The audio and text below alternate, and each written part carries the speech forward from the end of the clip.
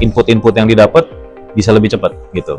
Nah, tetapi kekurangannya banyak orang yang mengatakan AI ini akan menggantikan peran manusia. Sebenarnya at some point yes gitu ya, akan tergantikan untuk yang sifatnya clerical works. Tapi kalau yang sifatnya kita banyak menggunakan pikiran, banyak menggunakan human creativity, innovation, itu enggak.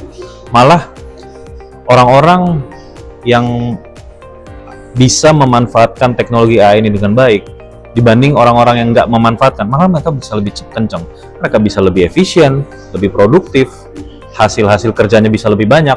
Kerja berdampingan sama AI itu justru akan membuat hasil yang surprisingly lebih baik gitu. Either kita bisa dapat teman brainstorm yang lebih bisa tektokan lebih enak ya daripada mungkin bekerja tanpa AI gitu. AI itu balik lagi akan terbatas balik lagi dengan apa yang kita prompt, apa yang kita feeding ya ke dia gitu.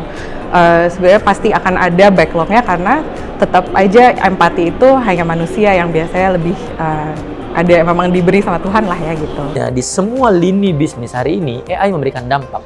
Untuk apa? Productivity, efisiensi, pengambilan keputusan berdasarkan data, inovasi produk. Mau bikin gambar, di sini kita sudah ada teman-teman di acara juga pakai robot, take a picture, foto diedit sama AI, jadinya luar biasa. Umur bisa turun 5 tahun mungkin atau bahkan 10 tahun. AI can help you everything.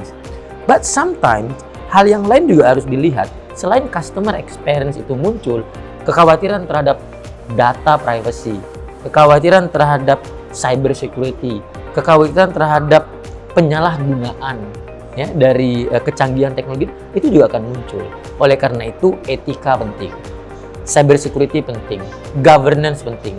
Dan saya sudah sampaikan di awal, benefitnya banyak, tetapi kalau kita proper mempersiapkannya, maka akan berdampak bagi kita semua. Baik itu secara pribadi ataupun bagi industri. Tantangan terbesar adalah bagaimana kita mengubah culture. AI, kehadiran AI itu tidak hanya mengubah cara kita bekerja, tapi dia juga mengubah culture kita. Yang paling susah adalah mengubah suatu culture. Dalam kita bekerja, ada culture-nya. Bagaimana kita bekerja, kalau misalkan generasi X, generasi Z, cara penggunaan AI itu bisa mengubah cara orang dalam hal berperilaku.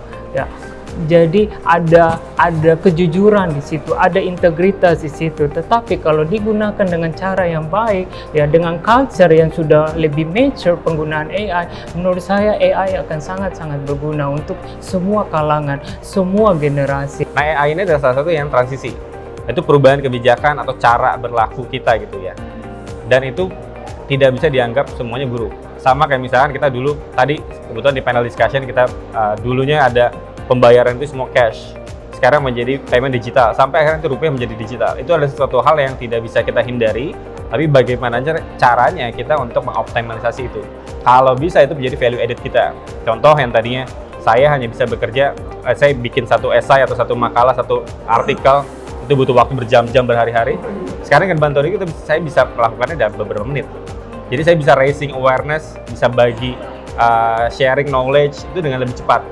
Tinggal pemakaiannya seperti apa, dan juga gimana cara kita bisa raising awareness untuk kapasitas building, training orang-orang semuanya. Jangan sampai ada yang ketinggalan gitu. Konsekuensinya adalah bagaimana kita membuat manusia itu lebih kreatif, membuat orang itu lebih banyak ide, sehingga pekerjaannya tidak bisa digantikan oleh AI.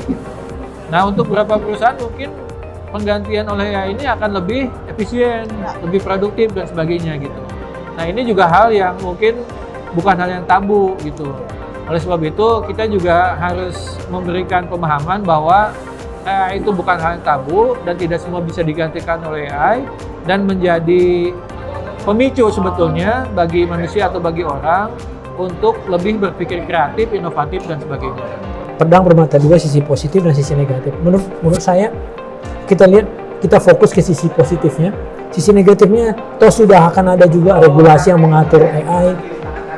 Cara pencegahannya itu juga bekerja berbarengan dengan kita mengambil manfaat dari sisi positifnya, seperti tadi ramalan cuaca, mengcreate simulasi animasi dan sebagainya dengan AI, dan banyak lagi hal-hal yang tadinya pekerjaan yang berbahaya bisa dilakukan dengan AI jauh lebih cepat, lebih akurat, dan lebih tidak membahayakan kita. Itu dari sisi positif.